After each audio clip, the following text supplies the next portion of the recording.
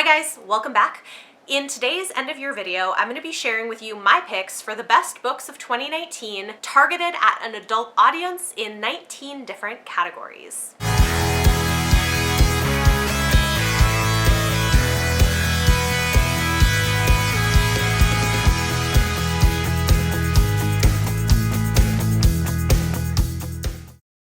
In this video, I am just going to be talking about books that are 2019 releases, so this does not include books that I read in 2019 that were published in previous years.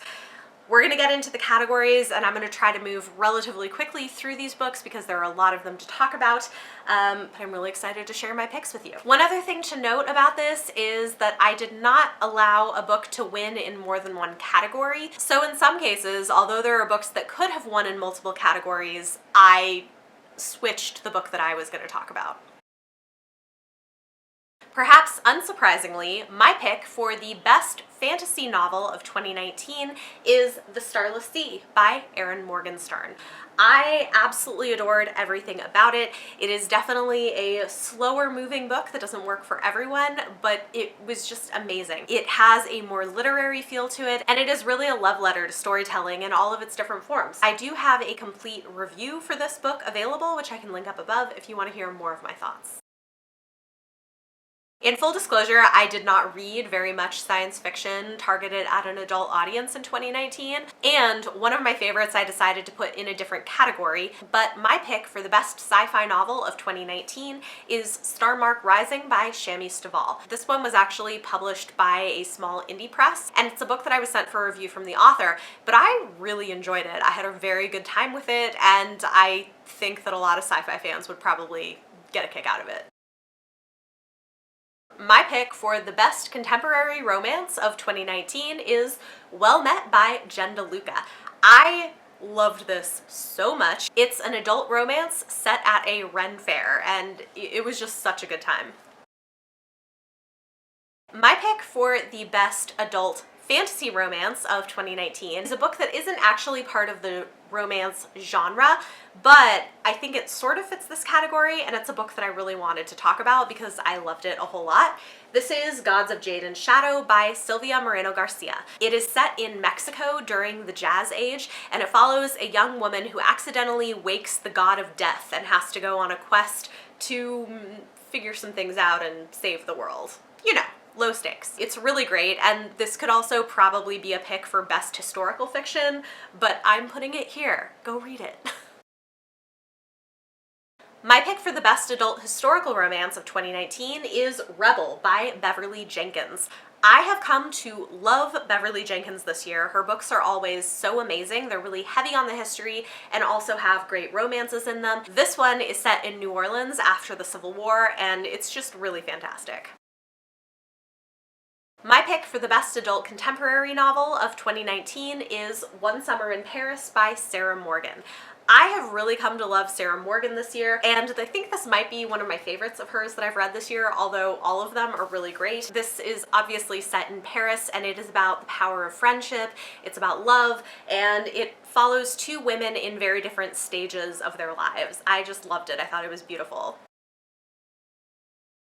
I will say I have not read very many mysteries and thrillers published in 2019, so there may be others that are better that I just have not read, but my pick for the best mystery or thriller of 2019 is Inspection by Josh Mallerman. This is not a perfect book. There is a big gaping plot hole in it, but in general, I really enjoyed it. I thought it was an interesting concept, and I found the ending to be very satisfying.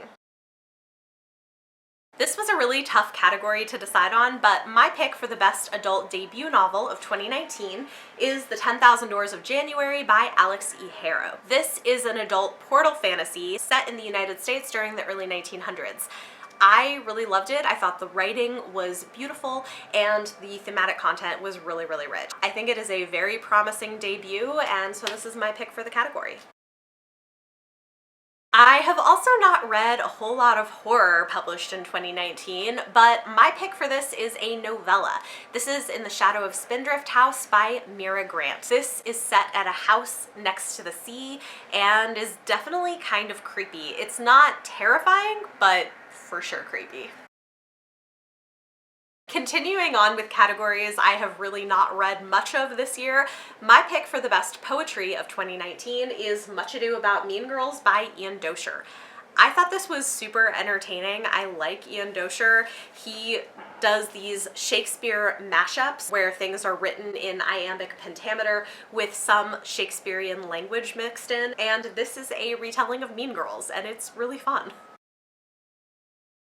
My pick for Best Adult Graphic Work of 2019 is We're Here Forever by Michelle Gish. This is a surprisingly cute yet creepy graphic novel set in a post-apocalyptic Earth where these squishy alien creatures have taken over everything, and I thought it was really funny. My pick for the best novella of 2019 is In an Absent Dream by Seanan McGuire. I have really loved all of the installments in the Wayward Children series, and this was definitely a 5-star one for me. I really connected with it, and in general, I just think the series is so phenomenal. My pick for Best Indie Published Novel of 2019 is A Girl Like Her by Talia Hibbert. Late in 2019, Talia did have her traditionally published debut, but I first fell in love with her as an indie romance author. A Girl Like Her is one of my favorites. The heroine is nerdy, autistic, and plus size, and it is own voices for all of those representations. It's a super cute, more slow burn romance, although it does get quite steamy, as Talia's books generally do, but this was definitely my favorite indie book that I read this year. My pick for the best nonfiction book of 2019 is How to Be an Anti-Racist by Ibram X. Kendi. This is his follow-up to Stamped from the Beginning, A History of Racist Ideas in America, which he wrote a few years ago, and this kind of goes from there and says, okay, so then what? What do we do? I think this is a really fantastic follow-up to that book, both of which I highly recommend reading. This one is part memoir, part essay collection, and I just found it to be very powerful and meaningful. My pick for Best Historical Fiction of 2019 is The Nickel Boys by Colson Whitehead. This follows two boys sentenced to a hellish reform school in Jim Crow-era Florida. It is short but incredibly rich and powerful, and his writing is just fantastic. I would highly recommend checking this one out. My pick for Best Literary Fiction of 2019 is kind of a controversial one. People kind of love this or hate this, and I understand why. It is a literary fantasy.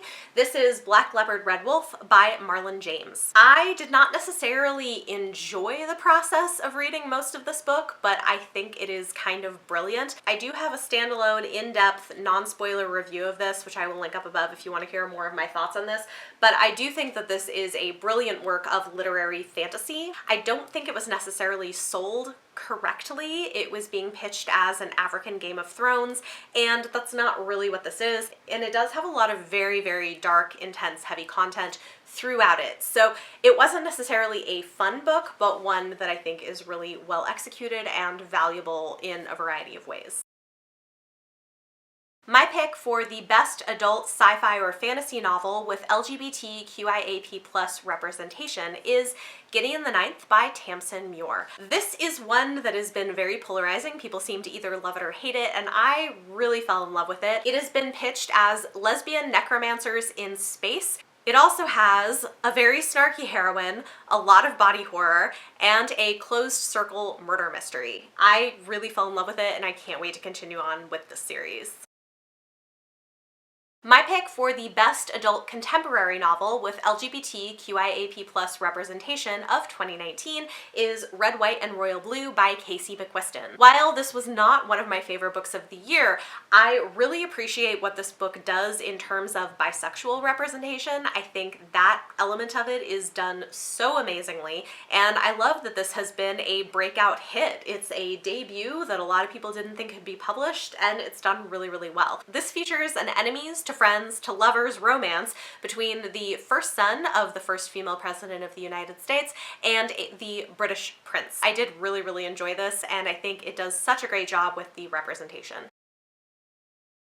Moving on to the final category for this video, my pick for the best series continuer of 2019 is Kingdom of Copper by S.A. Chakraborty. This is the follow-up to City of Brass, and both of them are really fantastic. This series is Middle Eastern inspired fantasy, and I really, really love it. I'm super excited to read the final book of the trilogy when it's published in 2020.